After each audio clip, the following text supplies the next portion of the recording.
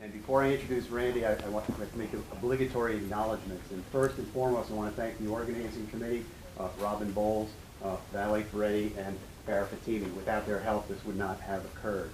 I don't want to spend too much time here. I just wanted to give you an overview of what's happening over the next 2 days. Randy's agreed to come and hold a couple of events, and this is the first of the book talk of his Don't Be Such a Scientist. Randy has this article, and I'll encourage you to read it in the Villanova today. Randy bridges the gap between the arts and the sciences, and he emphasizes the importance of communicating science to non-scientists. Issues like global warming and intelligent design are key and crucial, and without the public support, we are going to lose these battles, and he's in the front lines. Fair enough. And I have nothing to say. This is a completely unstructured event here to just talk for a little bit. Let's see, what can I tell you? A few little brief things, just an overview for starters of my journey. Once upon a time, I was a professor at the University of New Hampshire, and in the early 90s, really kind of all the way along, I think. And when I look back in retrospect, people ask me, how in the world did you go from this bizarre transition from the science world into filmmaking and full-time filmmaking as I'm doing? And my answer more and more is that I don't see those two professions as all that different. The unifying theme is storytelling. Everybody come on in, grab a seat if you want. There's a bunch of seats up here, so keep this informal. The unifying theme is storytelling, and that's what I see more and more. And if I have any one message nowadays to kind of bring to the world, it's the overriding power of story and storytelling, and that's really is unifying. The talk that I'll be giving, that's kind of at the core of it. And so the way I look at science is that at its simplest of all levels, what science consists of is going out, gathering data, coming into a laboratory, and eventually putting the data together into a story that you go out and try and tell the world about what you think goes on in the real world. Filmmaking is the same thing. You go out in the world and you shoot film, you bring it into an editing suite, you put it together eventually into a story that you take out and try and show to the world. So I've spent all the years, particularly since making the transition from, as I was saying, I was a professor. Right after I got tenure, I resigned and moved to Los Angeles and entered into film school at the University of Southern California. Went through the whole 3-year graduate production program. Been there for 18, 19 years now, making films in and around Hollywood. So the two careers, scientist to filmmaker. And just over and over again, I'm struck more by the similarities than by the differences, pretty much, in terms of the basic process and the creative process. And I think another thing that kind of programmed me early on, I had the good fortune in graduate school of getting to spend some time as a teaching assistant and in a discussion group with Stephen Jay Gould, the great evolutionist. And so he kind of imprinted or formed several of the simplest of concepts for me in terms of the way I look at the topic of natural selection. And I recall him so clearly over and over again, starting at the simplest of all levels. Natural selection consists of two things, two stages. There's a variation stage, which is random and omnidirectional, and then there's a selection stage, which tends to be very deterministic and very directional. And it's this ratcheting two-step process, variation and then selection.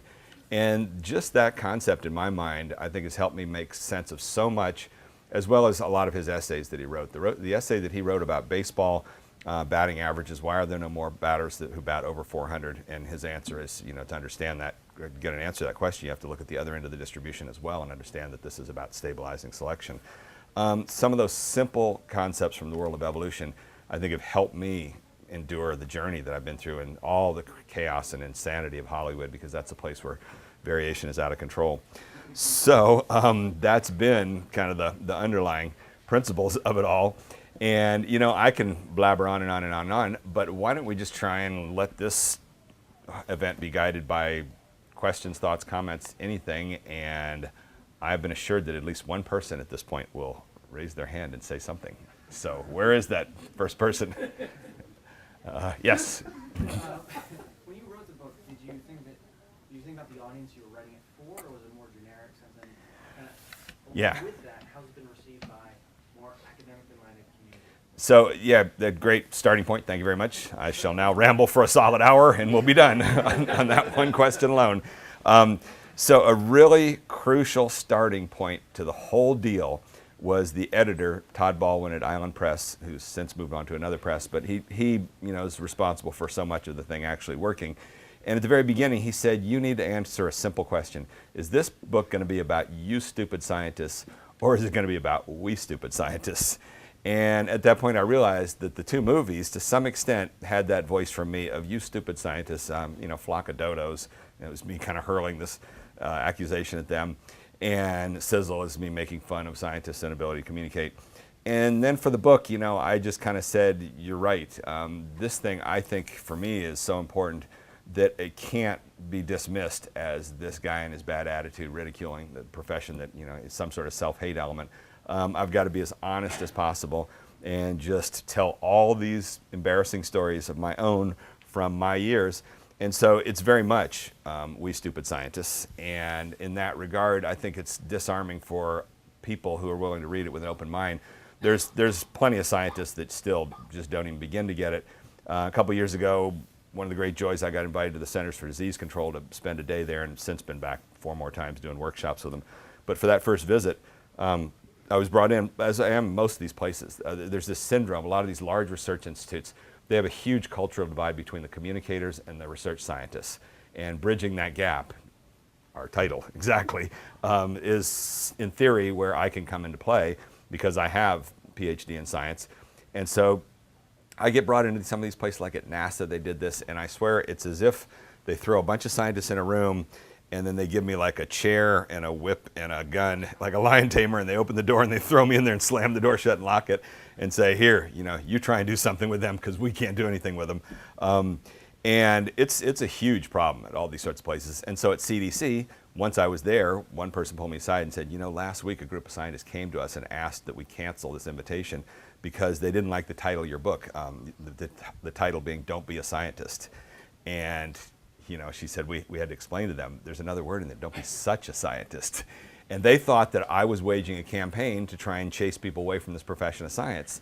That's not the message of the book at all. The book is about, be a scientist by all means, just develop some awareness of what comes with this heavily academic, very cerebral orientation in terms of the consequences for communication. So to bring it back to what we're talking about there is that the book opens up with this single moment in time, the first night in my acting class, where I blindly was put into this class by this buddy of mine. He was Michael Crichton's writing partner, and he advised me. I met him early on at a film festival, a wonderful guy named Mike Backus, and he wrote the screenplay for a couple of Crichton's movies, and he and I became best buddies. And so as I was entering into film school, he wrote one of my letters of recommendation. And then the first summer I was there in Hollywood, I said, I got nothing on the schedule this summer, what do you recommend?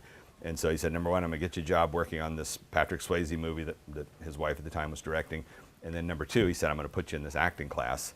And every Friday he and I would go and play pool and drink beers and shoot the shit. He would tell me all these Hollywood stories. It was wonderful. And he began hyping this acting teacher, saying, I just got to warn you, she has laser beams for eyes. She can read your soul. She can look inside of you, and don't ever doubt any word that she ever says to you, and don't ever, by any means, try and argue with her. When she tells you this stuff, no matter how much profanity it's laced with, you just have to sit there and accept it and, soak it in, because she is the wise and all-knowing being. And as I listened to all this bullshit, I thought, oh, this is ridiculous. But sure enough, I get there the first night of the acting class, and it's in Santa Monica. There's like 25 of these kids. They're all in their early 20s. I'm 38-year-old Mr. Professor Man, trying to figure out, I want to learn about acting. And so the first night, she ends up, towards the end of the evening, you do these repetition exercises. And so I'm up there with this woman. She's randomly chosen to be my partner. And we get into the middle of this thing, and I'm not doing it well because you're supposed to, right? It's a lot of details how it goes, but you're meant to do it very fast without thinking. You're meant to just like impulse, boom, boom, boom, boom, boom. And I'm Mr. Professor, I'm thinking everything I'm doing.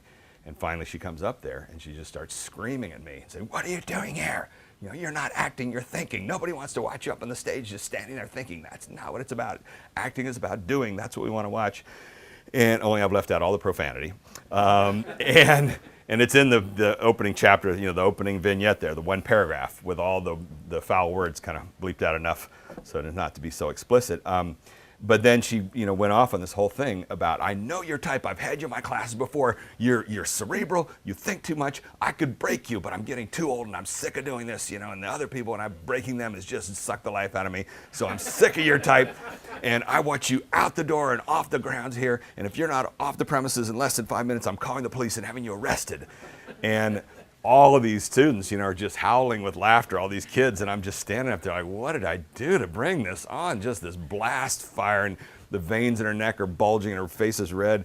And I just was completely confused. And then, like, I'm sorry. And so I kind of tiptoed out that night, and then called around some friends. And so, the upshot of it all was that, my buddy Mike's wife, Martha Coolidge, was directing this movie. And so the next morning I was working on it, I walked in her office and I said, your friend Joanne, the acting teacher, is insane. And she said, oh yeah, did Mike forget to warn you about that? But hang in there because she's the best, in the business just about. And so the next day I come back, and by then I decided this woman is a cult leader. She needs to be taken apart. I am a former professor. I have the self-confidence to do this. And tonight when I get in there and she starts this thing with me, I'm going to stand up in front of all these students and I'm going to take her to pieces and say, you have no right to do this. You're practicing amateur psychology and you're going to be arrested. So I go in there and I'm sitting there trembling, waiting for her to come in. And she finally comes in and she's pacing back and forth in front of the whole crowd. And then finally she says, where's Randy Olson? Where's Randy Olson? I'm in the back and I'm back here. And she says, why didn't you tell me you were best friends with one of the most important directors in the entire business? Imagine, yesterday I go in to have lunch with Martha Coolidge and she says, what did you do to my friend Randy Olson? And then she says, I want you to know from here on out, you are golden. You're my golden boy. I want you to come down here, sit over here in this chair right next to it. And she comes over and puts her arm around me, and I'm in more shock than ever, and all the students are all bewildered. And, it's all insanity. And that's what acting is about. And if you go into the world of acting and you've got these really rational, analytical principles that you want to try and clamp down, and I want these scenes to all make total sense, you'll never create anything that will reach anybody, because at the beginning of the book is this axis, the head, the heart, the gut, and the sex organs, and this came from her teachings. She screamed this at us night after night. She said, when it comes to acting, there's 4 organs in your body that are important: your head, your heart, your gut, and the sex organs. The object of acting is to move down out of your head, because only a tiny part of the audience connects with information. The bigger, broader audience connects with emotion from your heart, humor from your gut, and even sex appeal from the sex organs. So you need to pull things down out of your head, and if you're just going to sit up there and be analytical, nobody's going to take an interest in what you have to say. And so over the years, she screamed that at us night after night. Didn't register much in 1994, 95 when I was taking this class, but by 2002, I had circled back to the academic world, was working with professors, and that basic rule began to resonate. Then I began giving talks, and of course I used Arnold Schwarzenegger's photo for the illustration of the 4 organs there, and it's in the book. And I began to see in the talks that lots of the academics were getting it and saying, oh my God, you're right. We live our lives in our heads. No wonder nobody takes an interest in what we have to say when we try and explain it to our neighbors. So that becomes kind of the core dynamic, is your ability to come down out of your head into these lower organs. And then the next question is, how do you do that mechanistically? And the answer to that is 2 main things: effective storytelling and acting, and specifically improv acting techniques.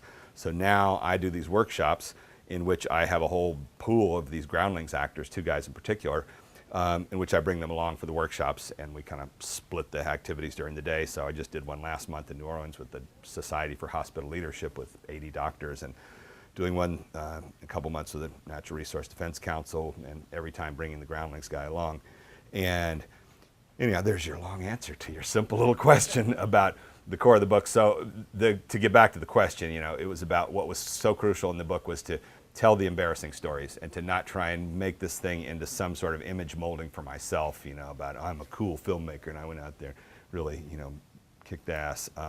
No, there's just one story after another of embarrassing nights of me, as the scientist, ending up at these cocktail parties. And part of the experiment that was involved in what I did in going to Hollywood was, I honestly had this idea in the beginning: I am going to put everything in my body into this idea of reprogramming my entire self to lose the entire scientist voice and perspective. And I'm going to, my goal is 15 years from now to be able to hang out at Hollywood parties and have people not know, where I came from. Oh, he's just another filmmaker, whatever. The punchline is, it's 15, 20 years later, and that stuff never went away. I still open my mouth at cocktail parties, and everybody still says, that guy's a scientist. And I say, I haven't been one for almost 20 years. And they said, doesn't matter. You still sound like a scientist.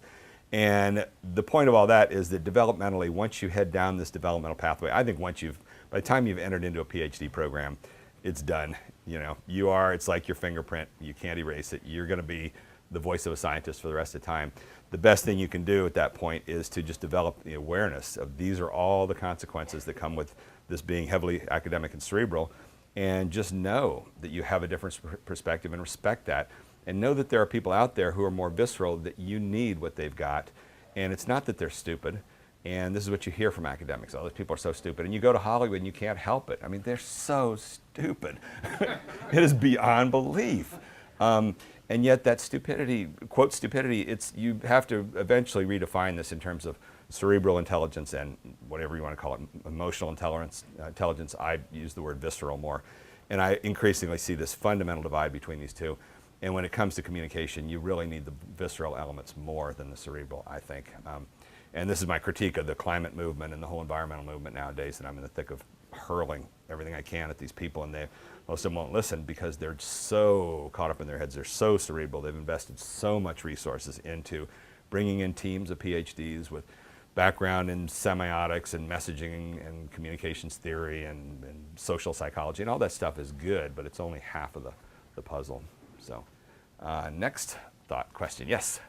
I think one of the most interesting things, like in the book, is the idea of like a primed audience that we encounter kind of in an academic environment versus like the unprimed audience that we encounter out in the wild. So I was wondering if you could speak a little bit to that dichotomy and like how we can maybe even bring in some elements of like unprimed, Like Yeah. So, of course, that's one of the central things that I spend day in and day out thinking, and it's really fun, the journey that I'm on, because every one of these sort of university visits, it's almost more of a benefit to me than it is to you, because I'm listening to everybody's thoughts and processing, and I'm making it up as I go along, because there's never been a scientist with my background that's gone this far into crossing the divide into this other world, and I'm in new territory. I'm convinced of it, and I'm seeing a lot of these things from a different perspective, for better or worse. It's hard to get them to pay attention to it. And so that fundamental element is very important. And the term that I converged on a few months ago that I think hits the nail on the head is home movies. So think about the term home movies. I think that term cropped up in the 1950s, and it began back in the 50s when they had the first kind of consumer level movie cameras that parents could run out and buy. And what did they do? They immediately ran out and started shooting mountains of footage of their kids riding their first bicycle at the park, their football game, all this sort of junk. Then they began inviting all their neighbors over to watch home movies. And I remember it, and all the kids, all the shows growing up, it was one of the standing jokes. Tonight we're going to show home movies, and all the neighbors would run away. And there's your basic dynamic of what we're talking about, is this home movies thing. And so what's going on with the home movie is the parents have got this footage that they think their neighbors want to sit through 4 hours of the kids walking around the park, and the parents can't get enough of it. And probably, even their relatives, their cousins and uncles, if they're visiting, they'll all sit there. But all the neighbors don't have that vested interest. They're not part. What was the term you were using? You were primed. Yeah, exactly. They're not primed. And so I talk in terms of science home movies, and this is exactly what goes on. But at the core of all that is a much bigger and broader element. And so, are you going to come to my talk today?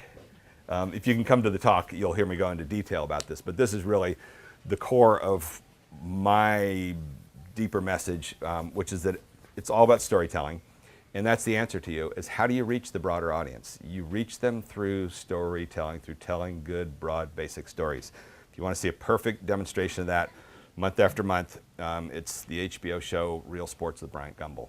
That's a tremendous show, and when you watch it month after month, you begin to realize that show has very little to do with sports. Every segment doesn't matter what the sport is. And after a while, you get to the point where you don't even care to look at what the 5 segments are in this episode. You just know that if they're going to do a segment that is about the World Badminton Championships, and you say to yourself, I have no interest in badminton, and yet I'm going to watch it because I know it's going to be one of these great human stories. And most of them, they all involve these huge arcs, and most of them are either going from down here up there or up there to down here. They're either the story of some guy who was at the top of his game, some pro athlete, had everything, got into drugs and wrecked his car, and today he's lost it all. So there's that dramatic arc. Or it's the story of the guy who was in a car wreck and ended up down here. They told him his sport was over with, and then he put his mind to it, and now he just won the World Badminton Championship. And by the time he gets the award, you're sitting there watching and crying, and, oh my God. And that's how you broaden it out beyond the primed sports audience. You know, that show is not about sports. It's about these general dynamics. This is the stuff I'm trying to tell these environmental people who are so wrapped up in their message that they just can't, you know, how are we going to get this across the public? And all I can say is relax, back off, don't focus on the message, focus on the storytelling. Try and figure out ways to develop this likable, interesting voice. And once you've got that following, then you can slowly start to work your agenda. But this stuff is so much, it's about, you know, the other divide in terms is literal versus non-literal. And when you get so caught up in the literal, it's like in my book I talked about did you ever do a hydrolab mission, live undersea habitat? Okay, so in the 80s, I was lucky enough to go live in this undersea habitat for 8 days with 3 other scientists, and on the last night of our mission, we're 60 feet down. You know, you're living underwater. It's like camping out in the bottom of the ocean, one of the most exciting things of my life. But on the last night, 2 of the guys went out, and one guy had done his Ph.D. on octopus, and they came across this octopus out on the sand flats about this big. And the guy wrote on his dive slate, "Here, get a picture of me with this octopus," and famous last words. And he grabs this octopus and tries to hold it up like this, and the octopus immediately is fighting him, going all over the place, and he's got his, you know, his arms on the mask, trying to rip the guy's mask off. And my buddy Mark's sitting there trying to frame up the shot. And then as Mark told it to me, like the next day, he went out and reenacted it for me underwater, and the whole thing complete with the blood-curdling scream. And you know, right as he's about to take the picture, here's this. And the octopus had clamped down and bitten into his wrist, but wouldn't let go. And so this guy's sitting there just fighting with this octopus that's so powerful, and he can't get free of it.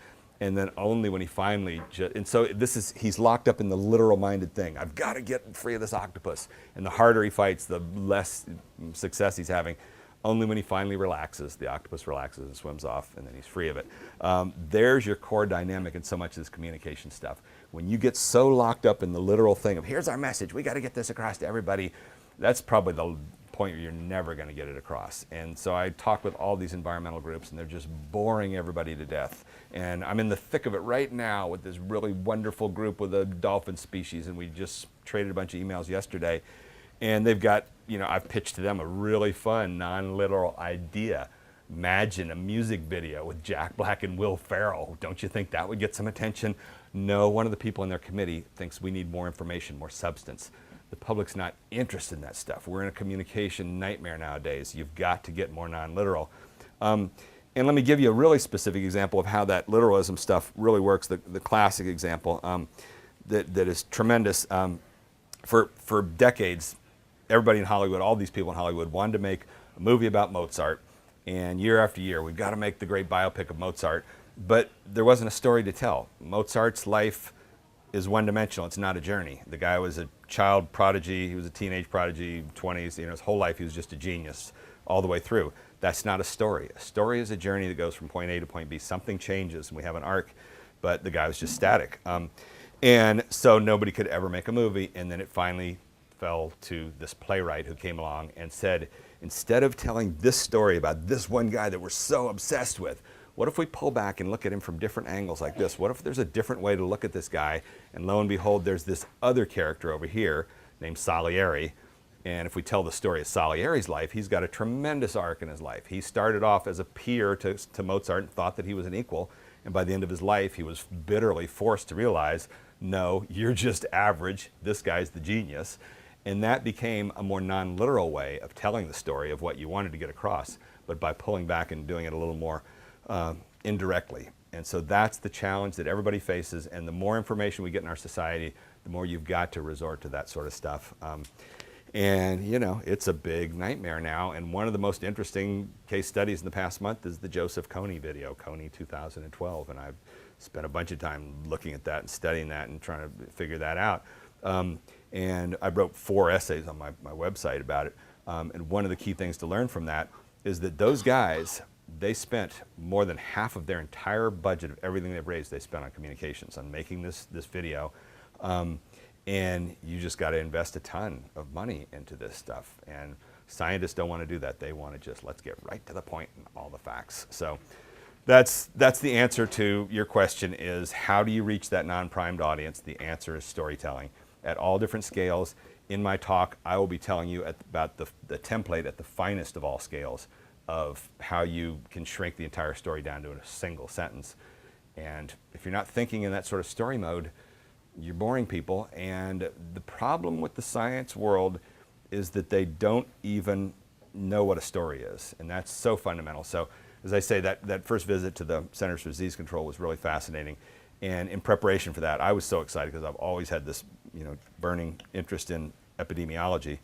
And that's kind of the epicenter for epidemiology. So it's such a treat for me. So I said, before I come down there, I don't want to spend my day with an introductory tour. I want to talk to 6 of the top communications people for an hour each on the phone. I want to hear all the details of how you guys do this, which was great. So one of these communicators told me that, she said, one of the things that happens here all the time, we go and sit down with the scientists. And again, it's this cultural divide that you see within these big institutions. And we say to them, what do you want us to communicate? And over again, the scientists and I'll be repeating this in my talk because it's one of the fundamental elements, but the scientists say, we want you to tell the story of the CDC. And then we say to them, well, what is the story of the CDC? And the scientists throw their hands up and they say, it's all the people that work here, it's the equipment, it's the programs, the diseases that we cure, it's all these amazing accomplishments. And then the communicators say, that's nice, but that's not a story. That's exposition. That's a bunch of information. That's the starting point for a story. And should I hand it over to you now? And you can are you from the humanities or something? And you know what I'm talking about? No? I'm science too, but I'm right with you. You know what I'm talking about, exactly. And then, that was the point of revelation for me, this realization, this is one of the problems that the science, and really it gets back to the primed versus non-primed thing. And at a science meeting, you can do that. You can get up there and just spew out the information because you've got this pre-aroused audience that are already there to hear what you have to say. But when you're talking about the broader communication, you face this challenge. And then the second place that I see it is for the last 4 years, I've been doing these workshops at AGU, the American Geophysical Union, and Ocean Sciences, where I now have the scientists send in their videos because everybody's now starting to speak this language of film through video. And I choose like 10 of these videos of 5 minutes or shorter, and now I put together a panel discussion in which I include one of the groundlings and then a script writer, and we do like an American Idol thing where we show each video and then we discuss it for 10 minutes with the filmmaker, with the audience, and one pattern emerges immediately, which is that almost all of these videos fail to tell a story. They're all fixated on the information, just as you're saying, they're not bothering thinking about that primed versus non-primed. And so that's what the standard video is. It's here's our lab, here's our equipment, here's our people, here's our projects, here's our paper, why don't you come visit us someday? That's it. And that's okay, if somebody wants, hey, have you got a video that's going to tell me exactly what goes on in your lab? Sure, here it is. But if you want the video to try and get out there and have people send it to their friends and say, you got to watch this video, it's amazing, then you really want to be telling a story. So story, that's my answer. Yes? What index, if there is any, do you use to gauge the impact of your message on that non-prime audience? Yeah, you guys are hitting on all the fundamental core dynamics. So yeah, and basically your simple question is, what's your metrics? Because that's what all the foundations talk about nowadays. And I am increasingly militant on the topic of metrics, which is that I view the world again. And this is not in my book. This is like, I've got a proposal for a whole new book now. The Storyomics, the title of this thing, and we'll see if we manage to see the light of day with that. And it's all stuff that I've kind of gotten further into since the publication of the book 3 years ago.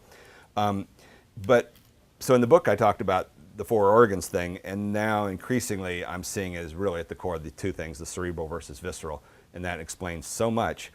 And the metrics thing is, the cerebral people are driven by metrics. They don't have any gut instinct on how communication works. They don't trust their own instincts. You get this from people, I watched your film, I thought it was good and funny, but I don't trust myself, I need to show it to a whole bunch of other people. You hear that all the time. And that becomes a handicap when everything is driven by metrics and not gut instinct. And you want to know the price of that handicap?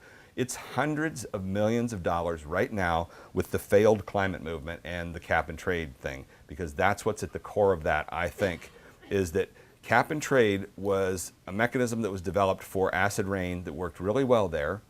And these guys trusted the numbers, the metrics. Look at how well it worked there.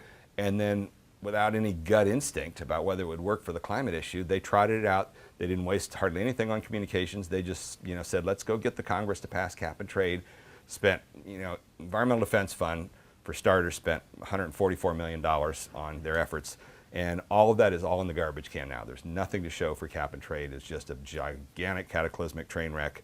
And it's all driven by this environmental movement that has turned into all these people in these foundations who don't have any gut instinct, who will only trust numbers. And so you can't get anything new or original supported because you can't have those numbers before you've even tried an idea.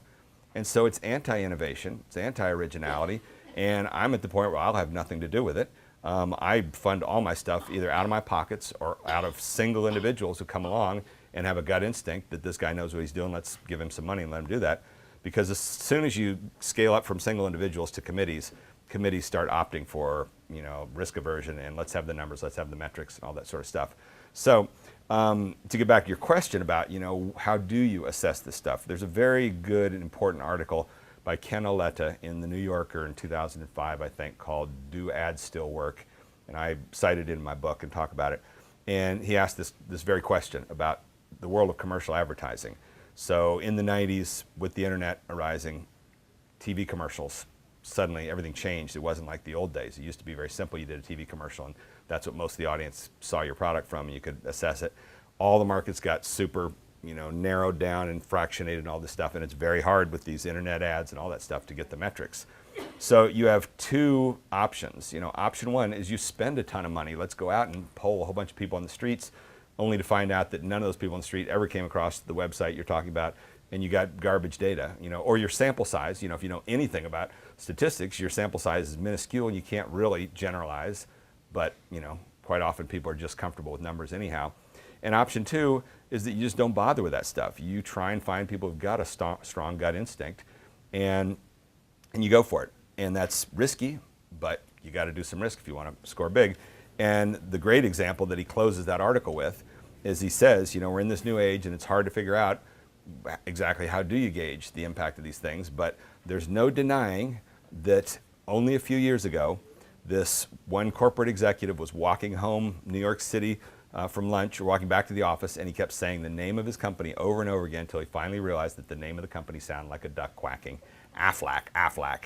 And he walked back into the office and said, hey everybody, I got an idea for an advertising campaign. And by 4 years later, without changing any of their business practices, they doubled their business just through the stupid duck ads from Aflac. So where's the science in all of that? And this is the endless dilemma of communications. It's half science and it's half art. And in my talks, I try my best to praise all these guys that are caught up with the metrics, all the professors. And there's now a Center for Climate Change Communications at George Mason University, another one at Yale University, and I'm sure lots of other places doing these things. And that's wonderful. But these are people who are only involved with 50% of the communications challenge. They're in the cerebral side of things. And they do these wonderful polling surveys on American values and all these things. That's all important. But there's this other part that's from here down, and it resides primarily, the epicenter is Hollywood. That's why I went there 20 years ago. Those are the people who know how to tell these stories.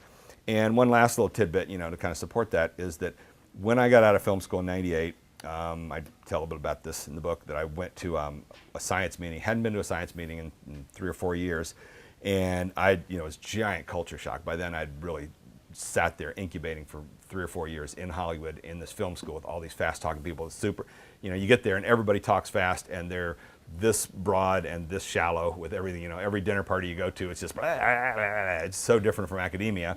It's fun in its own different way, but that's the world I'd gotten trained into for 4 years. Then I go to this meeting in Denver and I sit through an all-day symposium with all my old marine biology colleagues giving their humble little talks with their badly presented slides and no structure to their information and just, data. And I sat there thinking, oh God, how did I ever sit through these talks back then? And so I came back and kind of pitched the idea to a couple people in the biology department. I know it hasn't, and it's still one of my life's goals to see if I can even make a tiny dent in that. And And again, in my talk this afternoon, I will be revealing to you the powerful, giant, be-all and end-all mechanism I think that I've stumbled upon that really could make a difference if we could get it propagated. So then I pitched a couple of the biology professors, can you find me just a few bucks to make a short video about how these science talks, why are they so tedious like this? So they did, and I shot this thing.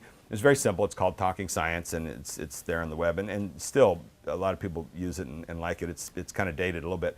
But what I did was I ran around and interviewed faculty in like 4 main areas on campus at USC, because they've got a lot of great departments. So I interviewed faculty in theater, cinema, communications, and some science professors about this thing, about science talks. And one of the starkest revelations for me was the faculty that at USC, the Annenberg School of Communications, which is tremendous, is right next door to the cinema school, which is the greatest cinema school in the entire cosmos, because George Lucas and Robert Zemeckis have just rained money on this place. It is the most vastly overfunded film facility in the world. It's crazy when you go in there. But that said, I interviewed, probably 5, 6 faculty in communications and 4 or 5 in cinema, some of my professors that I had in these courses. And, very clear pattern emerged.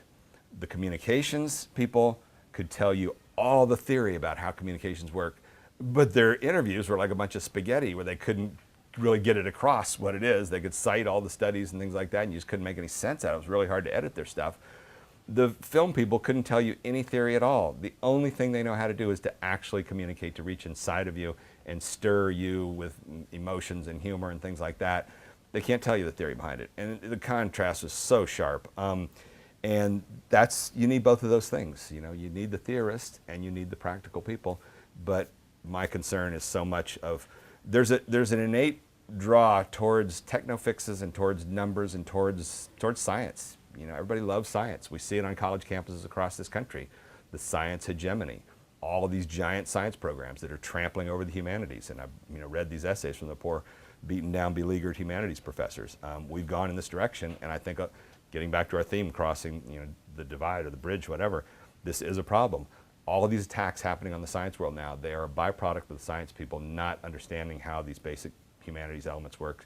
And at the core of the communication stuff is story structure, and at the core, or storytelling, and the core of that is story structure, which is what you learn in the humanities. But when people just bypass humanities or jump right into science, they do end up with lacking a fundamental understanding of how that stuff works. So, next thought, yes? Does humor have a place in priming an audience?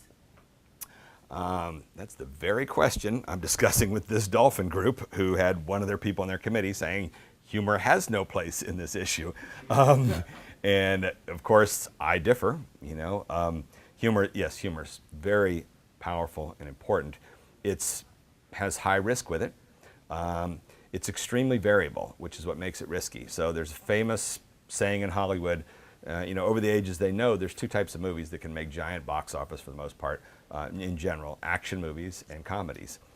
But the difference is in the variability. And so the famous expression is that if you tell a joke, half of the audience will laugh with it.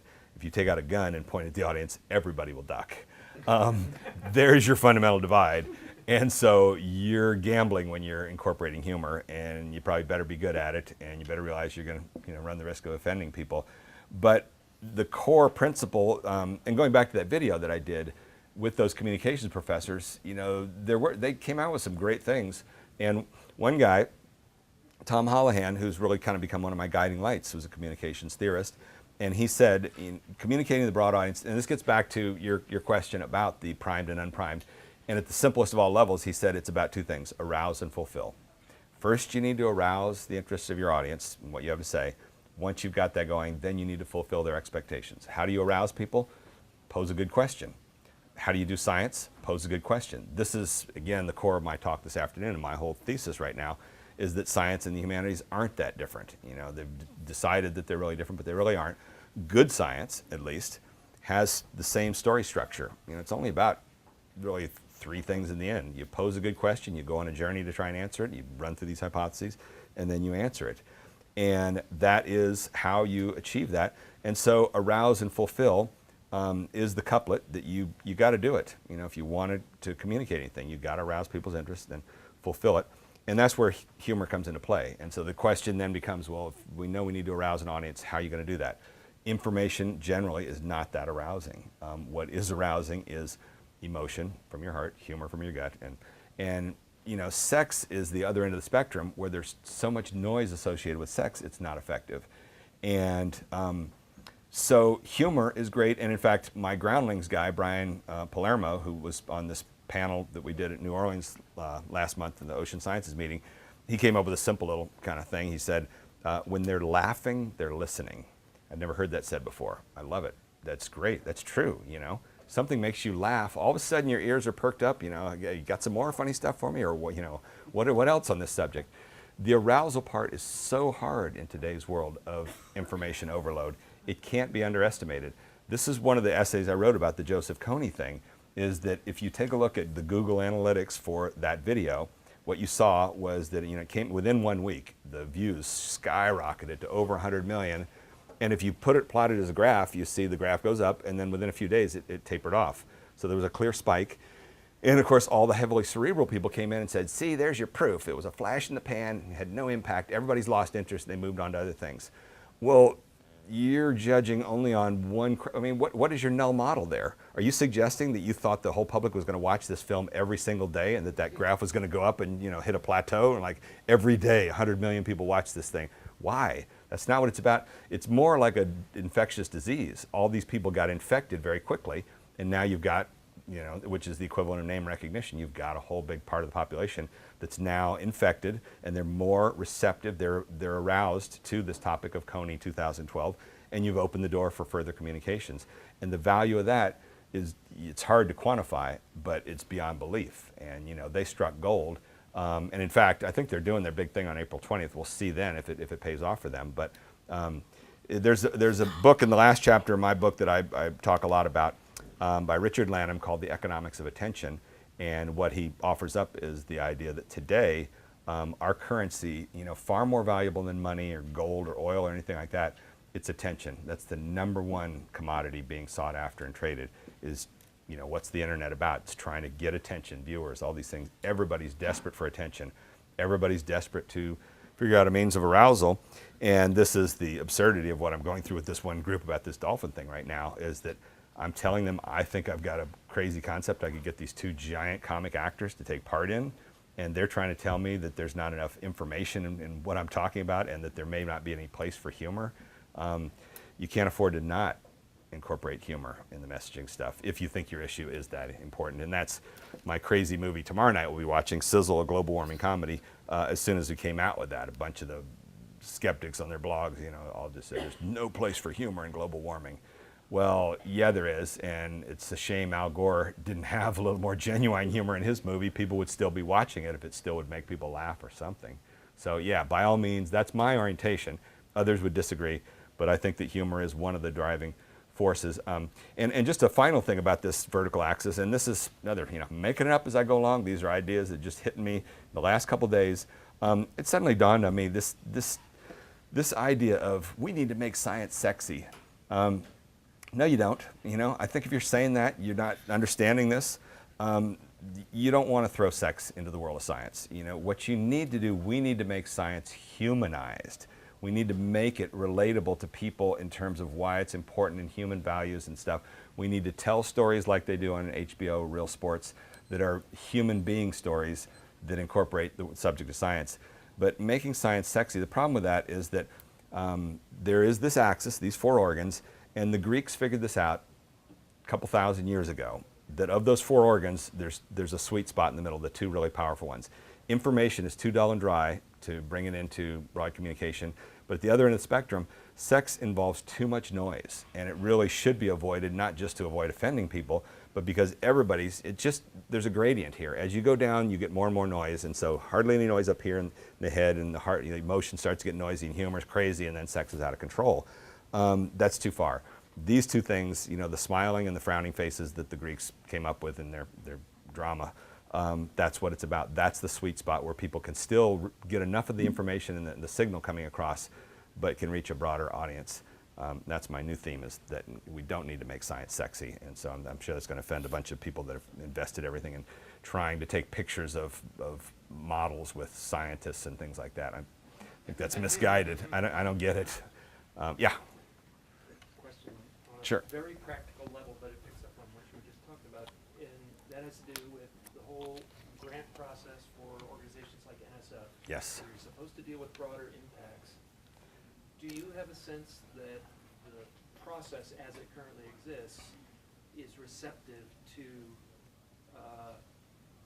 including proposals at the level you're talking about? Or are they What do you mean? What do you mean at the level I'm talking about? at really doing something innovative and Nah. focusing on the communication? They're still stuck in the science. Well, it's, I hate to speak out against the orthodoxy, but the entire idea of proposals is really antithetical to innovation. And I ended my science career having had 7 consecutive NSF rejections. So I only managed to get 1 NSF grant only by teaming up with a molecular biologist who basically kind of took me under his wing and said, here, let's go get some of this free money. All you got to do is talk about DNA and they'll give you anything you want. But I did 7 giant things and it just beat me to pieces. And I just couldn't buy into this idea of, which everybody knows, if you're going to write a proposal, you need to propose something you've already done and that everybody already accepts. Don't do anything that's new and novel, because you'll never get 5 or 6 reviewers to buy into it. So when I left my professorship, one of the vows I took to myself and the universe was to never again write another grant proposal. So it's 20 years later. I'm totally financially destroyed. I'm broke. But I have pursued this route of nothing, no retreat, no surrender, no compromise. This is the way we're going to do this stuff. That's not to say I don't take feedback and input. I work with all these creative people, a whole team of people, editors, everything like that. On the creative side, I take all that, but I'm just not going to take it at the proposal stage, because that's where good ideas just get squashed and innovation ends right there. And I knew that what I was doing was very innovative, and for it to have any sort of chance. And the movie tomorrow night, Sizzle, that's $120,000 I paid for out of my pocket. There's no organization in the world that would have supported that movie. I'm going to go make a mockumentary in which I'm going to film a bunch of serious scientists, and we're going to have a comedian in the middle of my interview jump in and interrupt the interview and start badgering the scientists. Will you give me some money for that? Not going to happen. So it is really, it selects against innovation over and over again. Our whole society's gotten in that mode. In the business world, you can hear people. I had a little video of Steve Case, one of the co-founders of Microsoft, gave a talk on this a couple months ago, and he had the actual numbers about quantifying innovation, and we're at a major ebb right now. So it's hard to, in the vast majority of people, the word innovation's vastly watered down. It's a great word. Why not use it? What we're doing here is innovative. No, it's not. Who's going to check? And it's great. It's like the word pristine that we kind of got into that with my shifting baselines thing. Every travel agent or whatever is going to tell you, we're taking you to the shores of New Jersey to experience the pristine coastline. I don't think so, but exactly. Who's going to check? Who's going to doubt it? So you get kind of dilution of those sorts of things. And NSF is just, number one, very cautious, risk averse like that, deeply bought into the peer review process, and more than anything else, zero leadership. This is one of the reasons I also lost faith in the profession of science as I was a scientist. There is no leadership in the science world, no effective leadership. And I got stuck into this last year with Alan Leshner, the head of AAAS, and I'm on this thing, used to be called COPUS, now called COSTEP, their committee that's, a lot of it's about communications. And so we spend a day there in their conference room a couple times a year haggling over the stuff, and he's the director there, and he came in for a half day, and then I just started in on him about the climate stuff, What's with this profession of climate science, where there's this organized mafia out there to destroy the careers of all these reputable scientists, starting with Mike Mann and all the rest of them?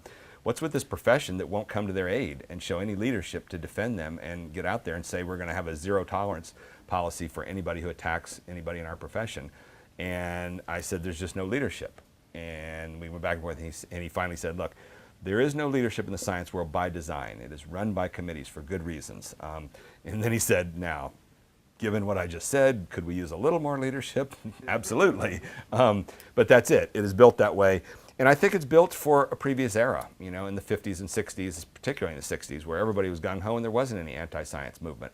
And so it's fine so long as you don't have these wily creatures who are at every corner trying to figure out a way to kick the legs out from under your entire profession. But that's cropped up in the last 10 to 15 years. And how's the science world going to deal with it? So far, they've just put their heads in the sand and just, hope that it goes away. And I think it's raging full bore.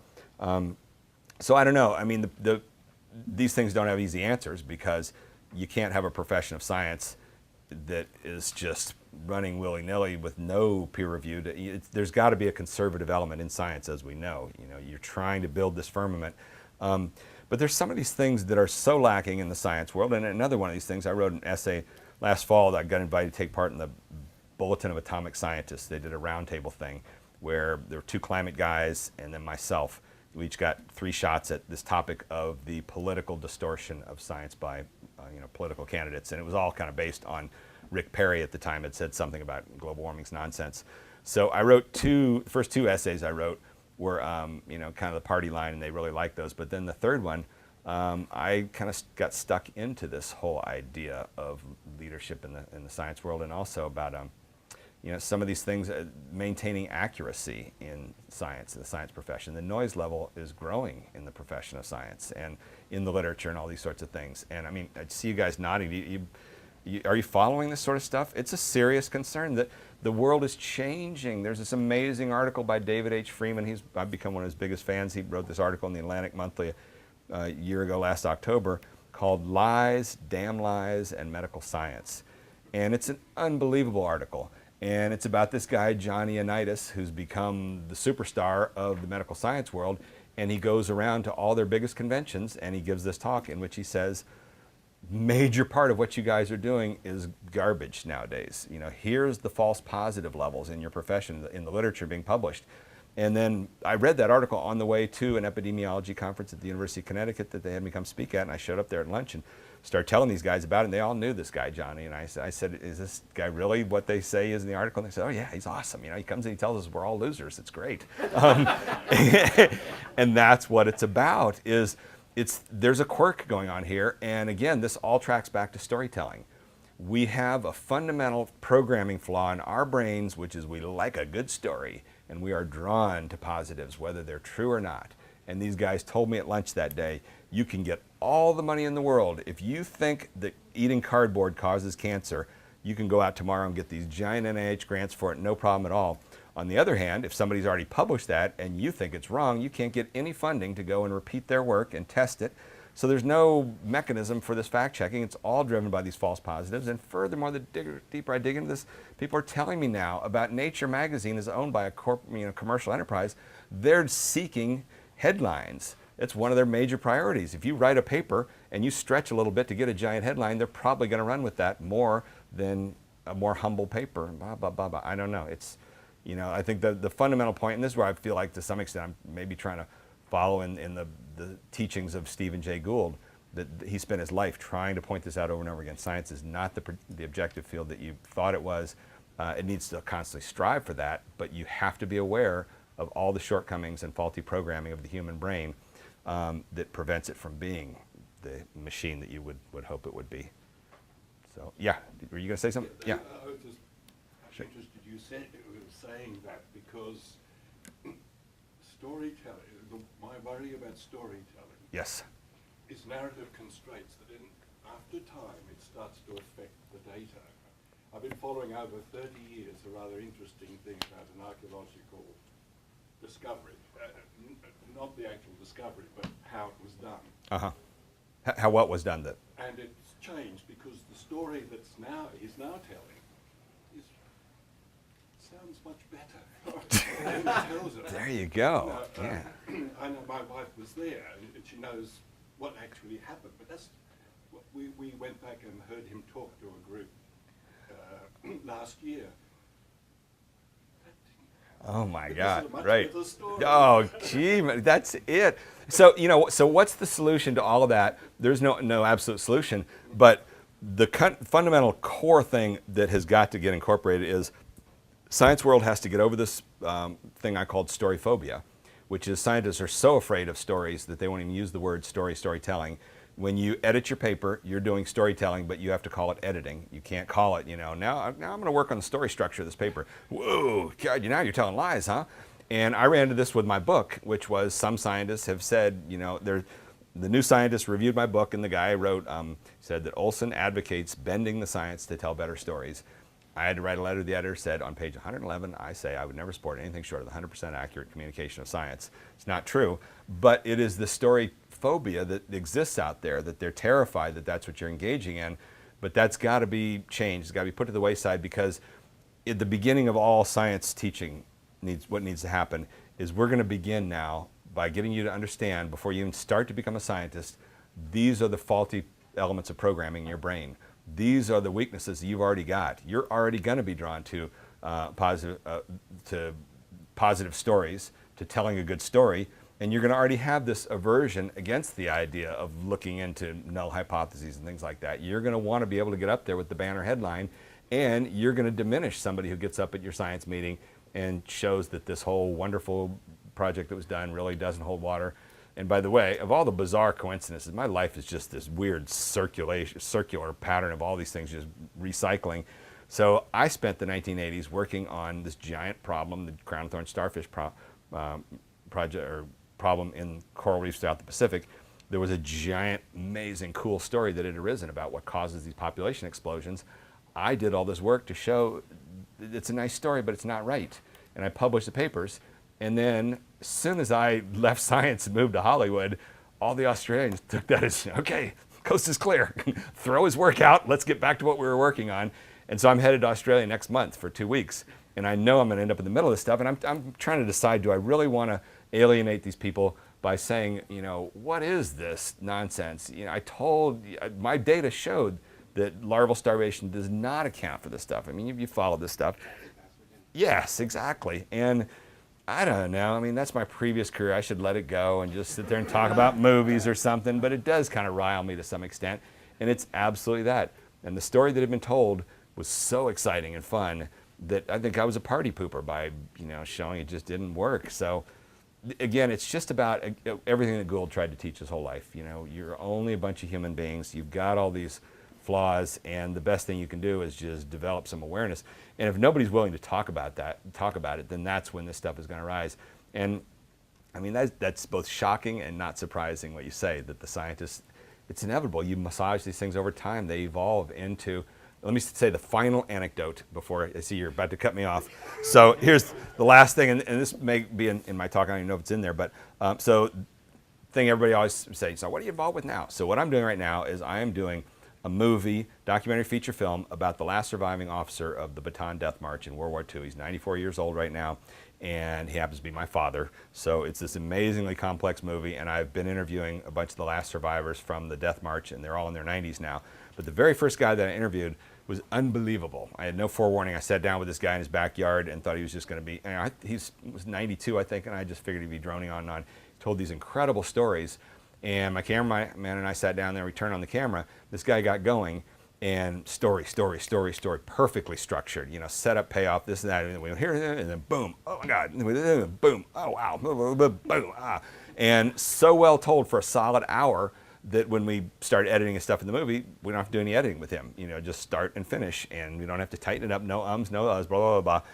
And then we got to the end of an hour, and I said, now let me ask you a few questions. And I started asking these questions, and it was garbage. It was all over the place. He couldn't answer them. And I began to realize, oh my God, these are stories this guy has told for 70 years, and it's exactly what you're talking about there.